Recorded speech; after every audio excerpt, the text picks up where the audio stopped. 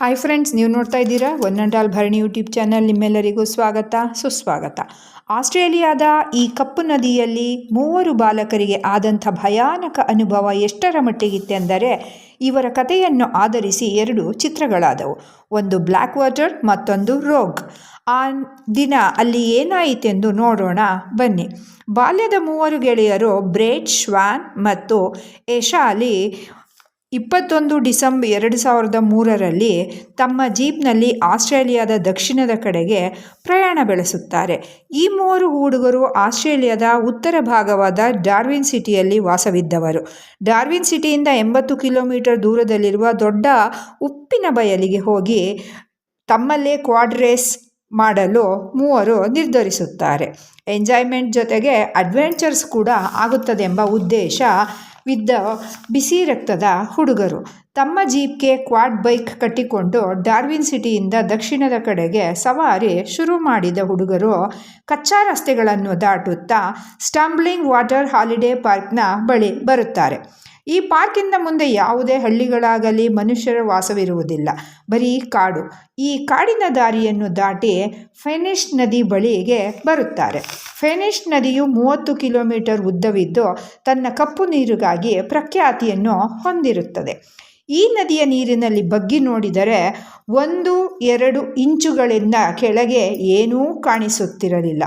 Finish ನದಿಯು ಸ್ವಲ್ಪ ಎಡಭಾಗದ ಉಪ್ಪಿನ ಬಯಲಿಗೆ ಹುಡುಗರು ಬರುತ್ತಾರೆ.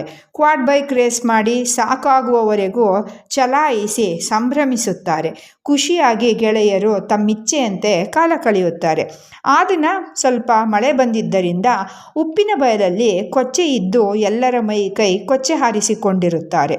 ಇನ್ನೇನು ಸಮಯವಾಯಿತೆಂದು ಹೊರಡೋದಕ್ಕೋಗಿ ಕ್ವಾಡ್ ಬೈಕ್ಗಳನ್ನು ತಮ್ಮ ಜೀಪ್ಗೆ ಮತ್ತೆ ಕಟ್ಟಿಕೊಂಡು ಹೊರಡಬೇಕೆನ್ನುವಾಗ ಇವರಲ್ಲಿ ಒಬ್ಬ ಬನ್ನಿ ನೀರಿನಲ್ಲಿ ಸ್ವಲ್ಪ ಜಿಗಿದು ಈಜಿ ಈ ಗಲೀಜನ್ನೆಲ್ಲ ತೊಳೆದುಕೊಂಡು ಹೋಗೋಣವೆಂದು ಹೇಳುತ್ತಾನೆ. ಆ ನದಿಯಲ್ಲಿ ಈಜುವುದು ನಿರ್ಬಂಧಿತವಾಗಿರುತ್ತದೆ.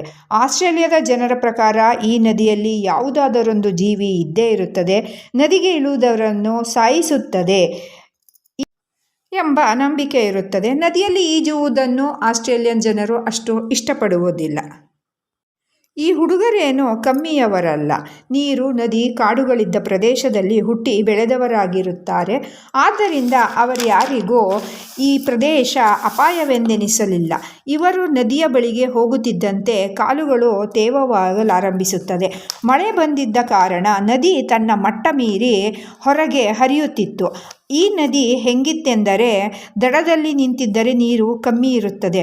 ಒಂದು ಹೆಜ್ಜೆ ಮುಂದಿಟ್ಟರೆ ಸೀದಾ 20-22 ಅಡಿ ಆಳವಿದ್ದ ನದಿಯ ಕೆಳಗೆ ಹೋಗಿಬಿಡುತ್ತೇವೆ.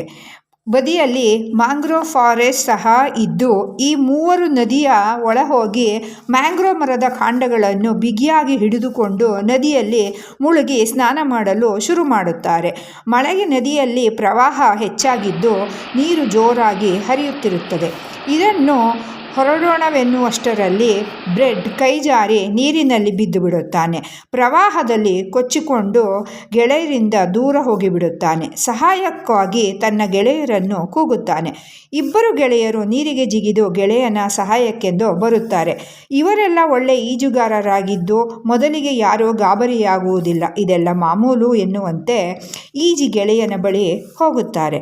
ಹೆಚ್ಚೆಂದರೆ ನದಿಯ ಹರಿವಿನೊಂದಿಗೆ ನಾವು ತೇಲಿ ಮುಂದೆ ಹೋಗುತ್ತೇವೆಂದು ತಿಳಿದು 3 ಜೊತೆಯಾಗಿ ಈಜುತ್ತಾ ಗಟ್ಟಿಯಾದ ಮರದ ಕೊಂಬೆ ಅಥವಾ ಬೇರನ್ನು ಹಿಡಿದುಕೊಂಡು ಆಚೆ ಬರಲು ಹುಡುಕುತ್ತಿರುತ್ತಾರೆ. ಈ ನಡುವೆ ಅವರಿಗೆ ಒಂದು ಬಗೆಯ ಭಯ ಹುಟ್ಟಿರುತ್ತದೆ. ಆದರೂ ಹೊರಗೆ ಬರುತ್ತೇವೆಂಬ ನಂಬಿಕೆ ಇರುತ್ತದೆ. ಶಾನ್ ಮತ್ತು ಆಶ್ಲಿ ಎಡಬಲಗಳಲ್ಲಿದ್ದು ಬ್ರೆಡ್ ಸ್ವಲ್ಪ ಹಿಂದೆ ಇವರ ಮಧ್ಯದಲ್ಲಿರುತ್ತಾನೆ. ಇದ್ದಕ್ಕಿದ್ದಂತೆ ಆಶ್ಲಿ ನದಿಯಲ್ಲಿ ಏನೋ ಓಡಾಡಿದಂಗಾಯಿತು, ಬೇಗ ಹೊರಗೆ ಹೋಗಬೇಕು ಎಂದು ಕಿರುಚುತ್ತಾನೆ. ಶಾನ್ ಗಾಬರಿಗೊಂಡು ಹಿಂದೆ ತಿರುಗಿಯೂ ನೋಡದೆ ಜೋರಾಗಿ ಈಜಿಕೊಂಡು ನದಿಯ ಮಧ್ಯದಲ್ಲಿದ್ದ ಮರದ ಬೇರನ್ನು ಹಿಡಿದು ಮರ ಹತ್ತಿ ಕುಳಿತು ಬಿಡುತ್ತಾನೆ. ತಕ್ಷಣ ಆಶ್ಲಿ ಕೊಚ್ಚಿಕೊಂಡು ಹೋಗುತ್ತಿದ್ದುದನ್ನು ಕಂಡು ಒಂದು ಮರದ ಕೊಂಬೆಯ ಸಹಾಯದಿಂದ ಅವನನ್ನು ಮರದ ಮೇಲೆ ಎಳೆದುಕೊಳ್ಳುತ್ತಾನೆ. 2 ಬ್ರೆಟ್ನನ್ನು ಎಳೆದುಕೊಳ್ಳಲು ನೀರಿನ ಕಡೆಗೆ ತಿರುಗಿ ನೋಡುತ್ತಾರೆ. ಆದರೆ ಬ್ರೆಟ್ ಎಲ್ಲೂ ಕಾಣಿಸುತ್ತಿಲ್ಲ. ಜೋರಾಗಿ ಕೂಗಿದರೂ ಅವನ ಸದ್ದಿಲ್ಲ. ಶಾನ್ಗೆ ನೀರಿನಲ್ಲಿ ಹಳದಿ ಬಣ್ಣದ ಏನೋ ಒಂದು ಥರದ ವಸ್ತು ಕಾಣಿಸುತ್ತದೆ. ಏನು ನೋಡೆಂದು ಆಶ್ಲಿಗೆ ಹೇಳುತ್ತಾನೆ. ನದಿ ಎಷ್ಟರ ಮಟ್ಟಿಗೆ ಕಪ್ಪಿತ್ತೆಂದರೆ ಆ ವಸ್ತು ನದಿಯ ಮೇಲೆ ಬರುವವರೆಗೂ ಅದೇನೆಂದು ಗೊತ್ತಾಗುತ್ತಿರಲಿಲ್ಲ. ಇದ್ದಕ್ಕಿದ್ದಂತೆ ಆ ವಸ್ತು ನೀರಿನಿಂದ ಆಚೆಗೆ ಬರುತ್ತದೆ. ಅವನು ಬ್ರ್ಯಾಟ್ ಆಗಿದ್ದ. ಅದನ್ನು ಯೆಲ್ಲೋ ಜಾಕೆಟ್ ಹಾಕಿದ್ದು 13 ಅಡಿ ಉದ್ದದ ಉಪ್ಪು ನೀರಿನ ಮೊಸಳೆಯ ಬಾಯಲ್ಲಿದ್ದನು. ಅವನ ತಲೆ ಕೆಳಕಾಗಿದ್ದು ಅಲ್ಲಾಡುತ್ತಲೂ ಇರಲಿಲ್ಲ. ಅದನ್ನು ನೋಡುತ್ತಿದ್ದ ಗೆಳೆಯರು ಏನು ಮಾಡುವ ಸ್ಥಿತಿಯಲ್ಲೂ ಇರಲಿಲ್ಲ. ಇಬ್ಬರು ಬಹಳ ಗಾಬರಿಗೊಂಡು ನಡುಗುತ್ತಿದ್ದರು. ಇವರನ್ನು ನೋಡುತ್ತಿದ್ದ ಎಚ್ಚರಿಕೆ ಕೊಡುವಂತಿತ್ತು. ನೀರಿಗೆ ಇಳಿದರೆ ನಿಮ್ಮನ್ನು ತಿಂದುಬಿಡುತ್ತೇನೆಂದು ಮೊಸಳೆ ನೋಡುತ್ತಲಿದ್ದಿತು. 5 ನಿಮಿಷ ನೋಡುತ್ತಿದ್ದಂತೆ ಮೊಸಳೆ ಬ್ರ್ಯಾಟ್ನೊಂದಿಗೆ ನದಿಯಲ್ಲಿ ಮುಳುಗಿತು. ಇಬ್ಬರು ಎಷ್ಟು ಹೆದರಿದ್ದೆಂದರೆ ಗೆಳೆಯನ ಮರಣದ ದುಃಖದ ಬದಲಿಗೆ ತಮ್ಮ ಜೀವ ಉಳಿಸಿಕೊಳ್ಳುವುದು ಹೇಗೆಂದು ಯೋಚಿಸುತ್ತಿದ್ದರು. ಇಬ್ಬರು ನದಿಯಿಂದ 10-15 ಅಡಿ ಎತ್ತರದಲ್ಲಿರುವ ಬೇರೆ ಬೇರೆ ಕೊಂಬೆಗಳ ಮೇಲೆ ಕುಳಿತುಕೊಳ್ಳುತ್ತಾರೆ. ಒಬ್ಬರಿಗೊಬ್ಬರು ಸಮಾಧಾನ ಪಡಿಸಿಕೊಳ್ಳುತ್ತಾ, ನಾವು ಮನೆಗೆ ತಲುಪದಿದ್ದರೆ ಮನೆಯವರು ಪೊಲೀಸ್ ಕಂಪ್ಲೇಂಟ್ ಕೊಡುತ್ತಾರೆ, ನಮ್ಮನ್ನು ಹುಡುಕಿಕೊಂಡು ಬರುತ್ತಾರೆಂದು. ಹುಡುಕಿ ಬಂದೇ ಬರುತ್ತಾರೆಂಬ ಕಾನ್ಫಿಡೆನ್ಸ್ ಅಂತೂ ಇದ್ದರೂ ಯಾವಾಗ ಬರುತ್ತಾರೆಂದು ತಿಳಿದಿರಲಿಲ್ಲ. ಗಂಟೆಗಳಾಗುತ್ತದೋ ದಿನಗಳಾಗುತ್ತದೋ. ಇಬ್ಬರೂ ಸುರಕ್ಷಿತ ಸ್ಥಳದಲ್ಲಿದ್ದರೂ ಸಮಯ ಕಳೆಯುತ್ತಿದ್ದಂತೆ ಕತ್ತಲಾಗುತ್ತದೆ. ನಿದ್ದೆ ಬಂದು ಅಕಸ್ಮಾತ್ ಜಾರಿ ನೀರಿನಲ್ಲಿ ಬೀಳುತ್ತೇವೇನೋ, ಮೊಸಳೆಯು ನಮ್ಮನ್ನು ತಿಂದು ಬಿಡುತ್ತದೆ ಎಂಬ ಭಯವೂ ಇತ್ತು. ಕೆಳಗೆ ನೋಡಿದರೆ 13 ಅಡಿಯ ಉಪ್ಪಿನ ಮೊಸಳೆ ಕಾಣಿಸಿತು. ಈ ಉಪ್ಪಿನ ಮೊಸಳೆಗಳು ಬಲು ಅಪಾಯಕಾರಿ ಮತ್ತು ಆಕ್ರಮಣಕಾರಿ ಪ್ರಾಣಿಯಾಗಿದ್ದು ಸಂದರ್ಭ ಸಿಕ್ಕರೆ ಮನುಷ್ಯನನ್ನು ಬೇಟೆಯಾಡುತ್ತವೆ. ಮೊಸಳೆಯು ಆಶ್ಲಿ ಮತ್ತು ಶಾನ್ನನ್ನು ಸಿಕ್ಕರೆ ತಿಂದು ಮುಗಿಸುವಂತೆ ನೋಡುತ್ತಿತ್ತು. ಮೈಯೆಲ್ಲ ನೀರಿನೊಳಗಿದ್ದು ತಲೆ ಮಾತ್ರ ಆಚೆ ಹಾಕಿರುತ್ತಿತ್ತು. ಇಬ್ಬರು ಹೇಗಾದರೂ ಈ ಮೊಸಳೆ ಇಲ್ಲಿಂದ ಹೊರಟು ಹೋದರೆ ಸಾಕೆಂದು ದೇವರನ್ನು ಪ್ರಾರ್ಥಿಸುತ್ತಿದ್ದರು. ಅಷ್ಟರಲ್ಲಿ ಮೊಸಳೆಯು ಕಾಣಿಸುತ್ತಿರಲಿಲ್ಲ. ಶಾನ್ ಕುಳಿತಿರುವ ರೆಂಬೆಯಿಂದ ಸ್ವಲ್ಪ ಮೇಲಿನ ರೆಂಬೆಗೆ ಹೋಗಲು ಪ್ರಯತ್ನಿಸುತ್ತಾನೆ. ಆಗ ಕೊಂಬೆ ಮುರಿದು ಶಾನ್ ನೀರಿನ 10 ಅಡಿ ಆಳಕ್ಕೆ ಬಿದ್ದು ಬಿಡುತ್ತಾನೆ. ಹೆದರಿದ ಶಾನ್ ಎಲ್ಲಿ ಮೊಸಳೆ ಬಂದು ತನ್ನನ್ನು ತಿಂದು ಬಿಡುತ್ತದೋ ಎಂದು ಹುಚ್ಚನಂತೆ ಈಜಿಕೊಂಡು ಬಂದು ಮರದ ಬಳಿ ತಲುಪುತ್ತಾನೆ. ಮೊಸಳೆ ಅಷ್ಟರಲ್ಲಿ ಆಶ್ಲಿ ಅವನನ್ನು ಹಿಡಿದುಕೊಂಡು ತಾನು ಕುಳಿತಿದ್ದ ಮರದ ಕೊಂಬೆಯ ಮೇಲೆ ಕೂರಿಸಿಕೊಳ್ಳುತ್ತಾನೆ.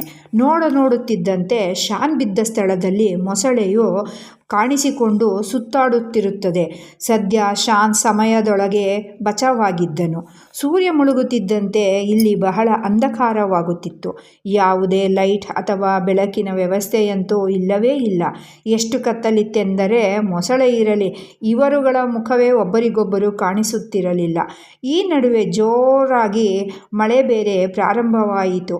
ಮಿಂಚು ಗುಡುಗಿಗೆ ಮಧ್ಯ ಮೊಸಳೆಯು ಕ್ಲೀನಾಗಿ ಇವರಿಗೆ ಕಾಣಿಸುತ್ತಿತ್ತು. ನೀರಿನ ಮಟ್ಟ ಹೆಚ್ಚಾಗಿ ಮೊಸಳೆ ನೆಗೆದು ನಮ್ಮನ್ನು ತಿಂದರೆ ಎಂಬ ಭಯದಲ್ಲಿ ಒಬ್ಬರನ್ನೊಬ್ಬರು ಗಟ್ಟಿಯಾಗಿ ಹಿಡಿದುಕೊಂಡು ಕುಳಿತರು. ಕತ್ತಲಲ್ಲಿ ಮೊಸಳೆ ಕಾಣಿಸದಿದ್ದರೂ ಅದು ನೀರಿನಲ್ಲಿ ಓಡಾಡುವ ಸದ್ದಂತೂ ಕೇಳುತ್ತಿತ್ತು.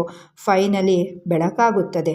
ಇಬ್ಬರು ನೀರಲ್ಲಿ ನೋಡಿದರೆ ಮೊಸಳೆ ಅಲ್ಲಿಯೇ ಕಾಯುತ್ತಿತ್ತು. ಜೊತೆಗೆ ನೀರಿನ ಮಟ್ಟ ಸ್ವಲ್ಪ ಮೇಲೆ ಬಂದಿರುವುದನ್ನು ಗಮನಿಸುತ್ತಾರೆ.